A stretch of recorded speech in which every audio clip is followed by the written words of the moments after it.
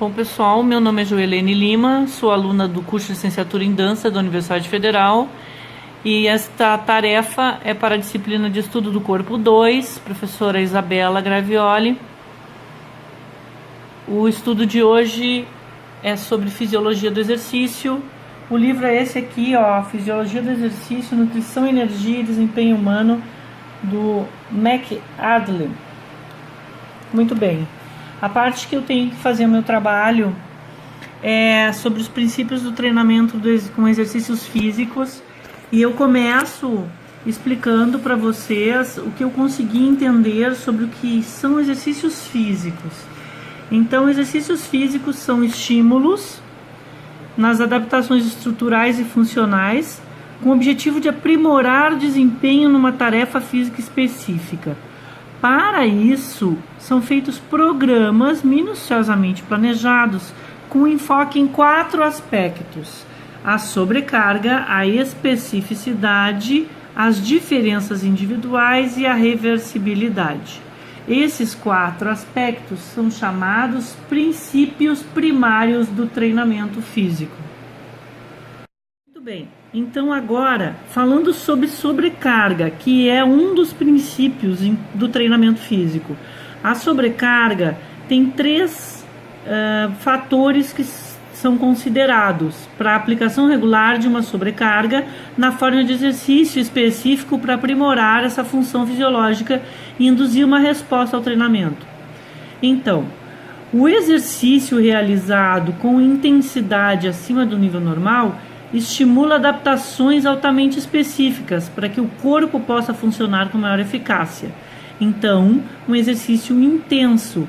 Para conseguir essa sobrecarga apropriada, será necessário manipular com 3 coisas: com a frequência dessa sobrecarga, com a intensidade da sobrecarga e com a duração do treinamento, com um maior enfoque na modalidade do exercício.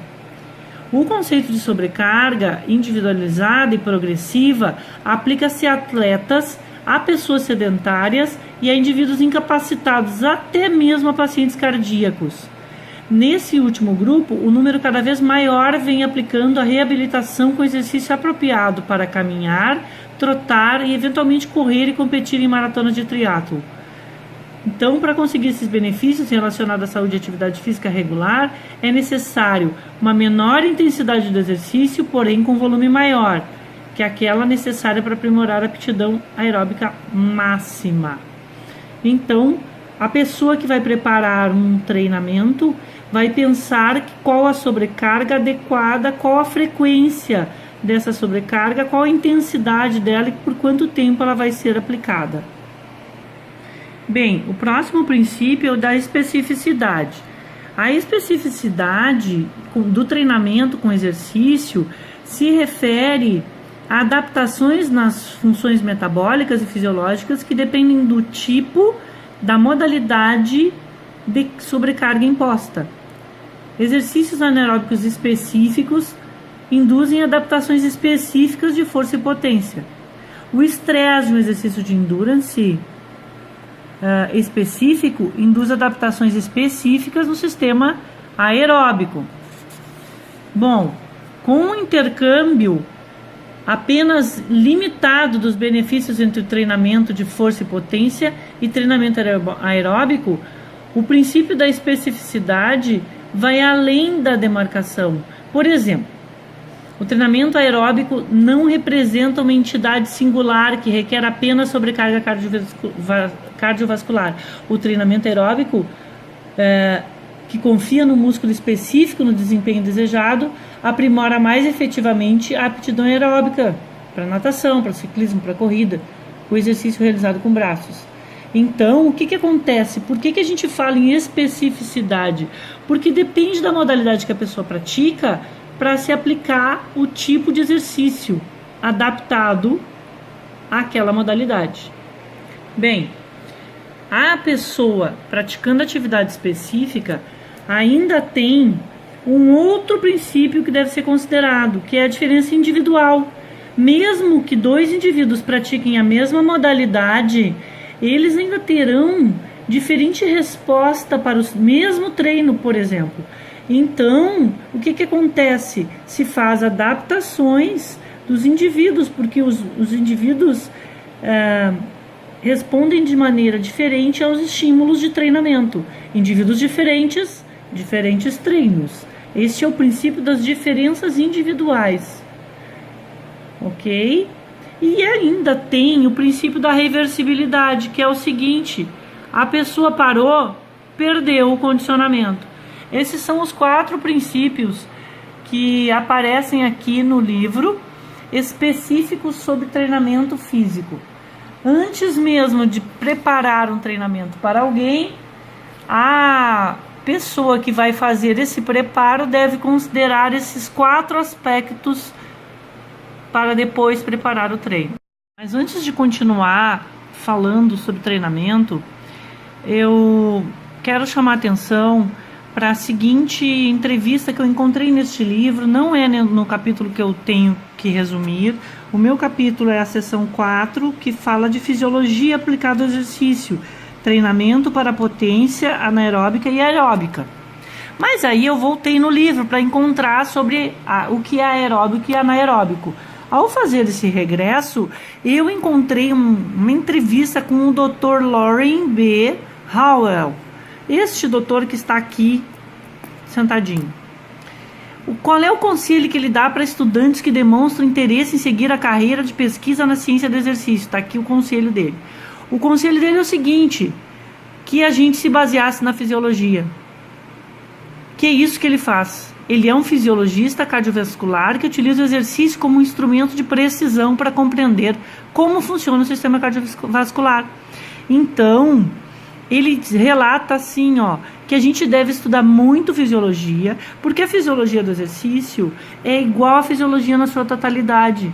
Então ele disse assim, leve em conta que a fisiologia do exercício constitui de verdade a fisiologia total do indivíduo, que não está repousando, que não está deitado, e todas as áreas da fisiologia são essenciais, pois não exige função, regulação ou controle fisiológico que não seja vital, não existe isso.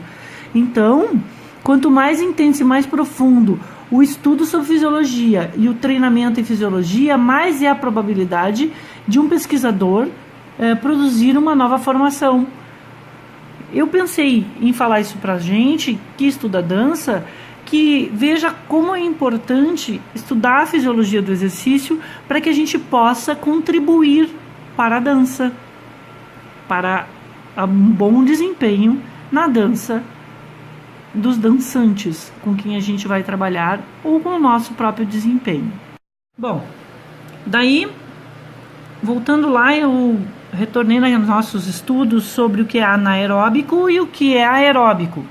E o que é anaeróbico é a função do corpo, o sistema anaeróbico no corpo produz energia sem usar oxigênio. Lembram quando a gente estudou sobre a ATP-CP, que é a parte a lático do anaeróbico, e sobre a glicólise, que é a parte lático?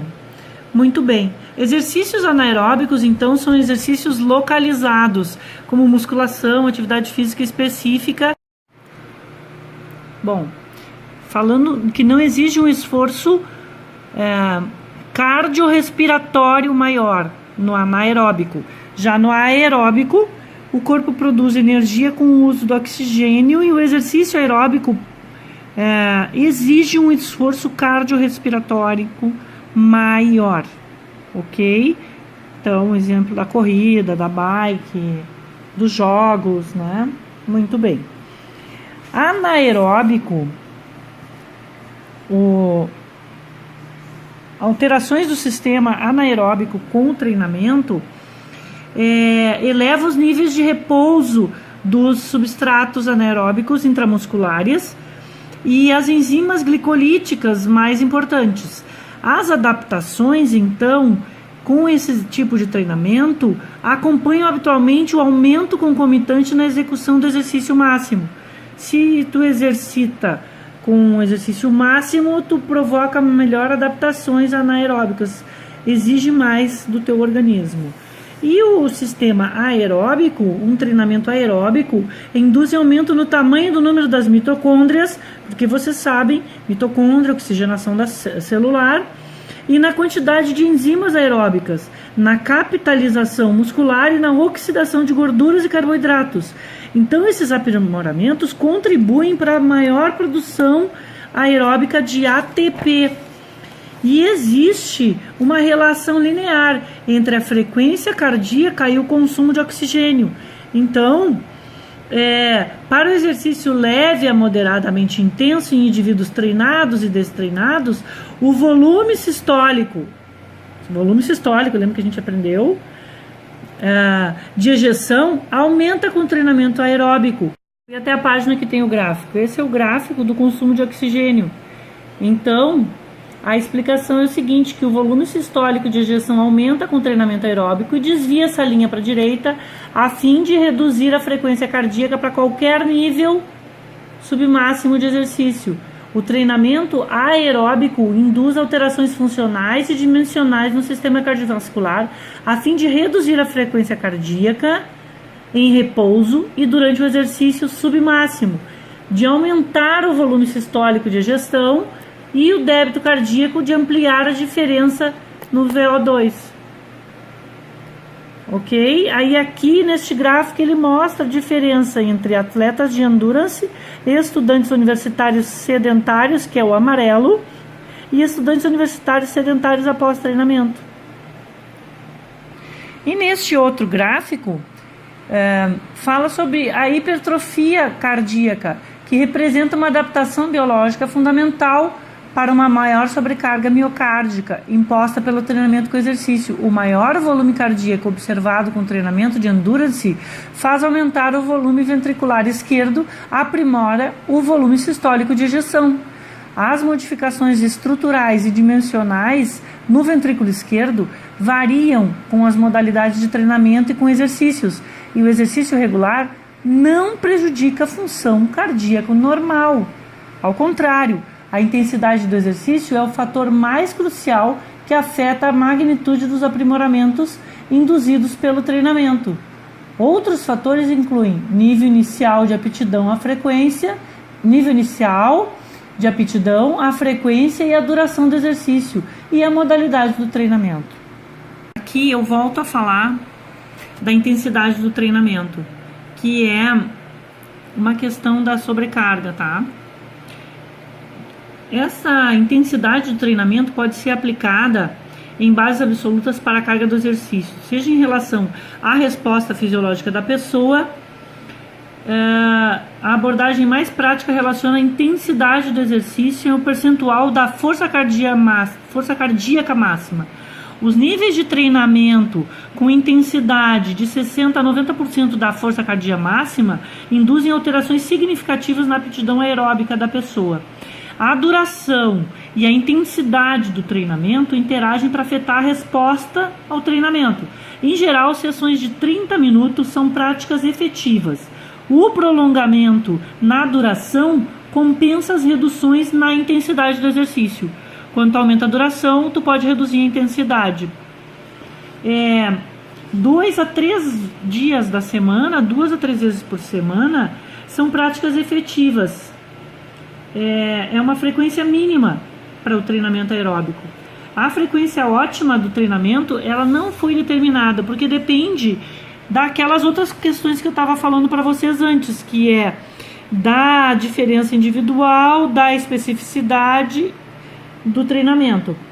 Então, ocorrem aprimoramentos aeróbicos semelhantes quando a intensidade, a duração e a frequência são constantes. O que acontece? Independentemente da modalidade de exercício, quando o treinamento envolve grandes grupos musculares, o processo de avaliação continua sendo específico para cada modalidade. Muito bem, aquilo que eu falei para vocês, a frequência e duração do treinamento para manter uma aptidão aeróbica aprimorada são mais baixas do que aquelas para melhorá-las. Então, se tu quer melhorar a tua aptidão aeróbica, tu tem que aumentar a intensidade do treinamento. Mas se tu quer apenas manter esta frequência, pode ser uma intensidade do exercício reduzida. Até mesmo pequenas reduções da intensidade do exercício reduzem o VO2 máximo. Lembra que a gente estudou sobre VO2, né? Que é a capacidade respiratória.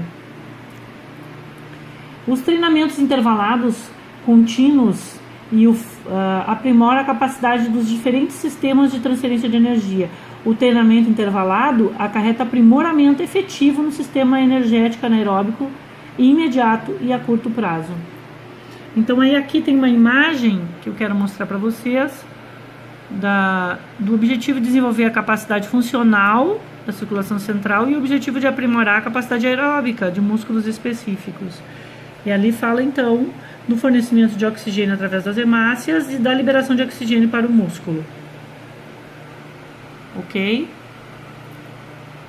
E voltando para minha fichinha aqui, o treinamento aeróbico deve levar em conta a aplicação da sobrecarga tanto para a capacidade cardiovascular quanto metabólica dos músculos específicos, que é aquilo que está na figurinha ali em cima, ó, tá?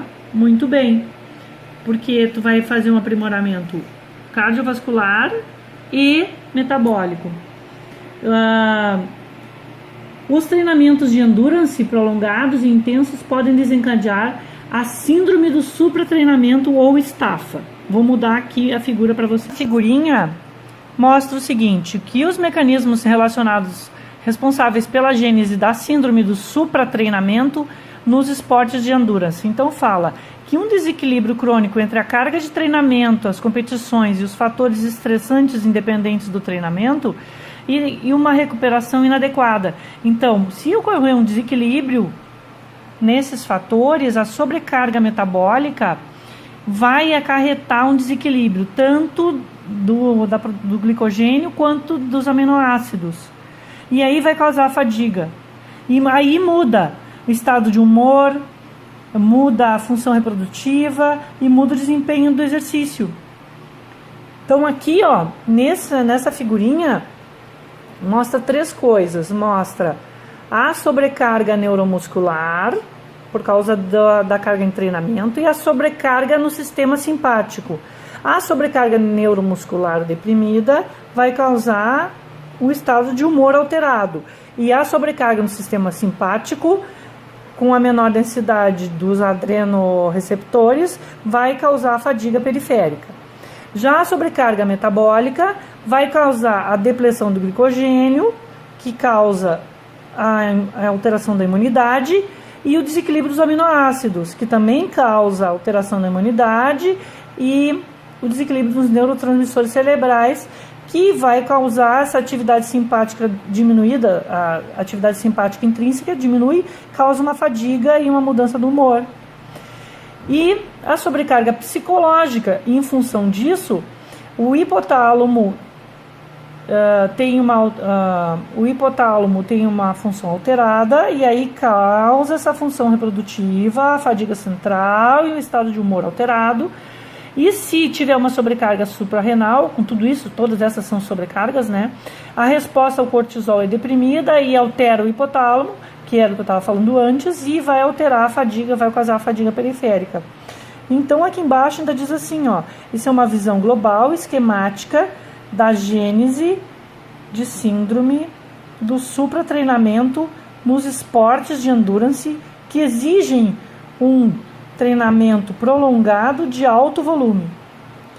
Bom, por isso que o treinamento deve ser bem pensado, com os 4 pontos específicos, que é a sobrecarga, a diferença individual do indivíduo, cada um responde diferentemente a um treino, a especificidade do treinamento, dependendo da modalidade praticada, e a questão da reversibilidade, que é aquela história do parou, perdeu o condicionamento. Então tu nunca pode parar totalmente, tu deve diminuir a sobrecarga, mas continuar fazendo um treinamento leve para te não perder aquele treinamento que tu já fez, né? Muito bem. Nesse material ainda tinha uma questão sobre a gestante, que deve continuar fazendo exercício em casa, que deve continuar fazendo principalmente caminhadas. É o melhor exercício para gestante.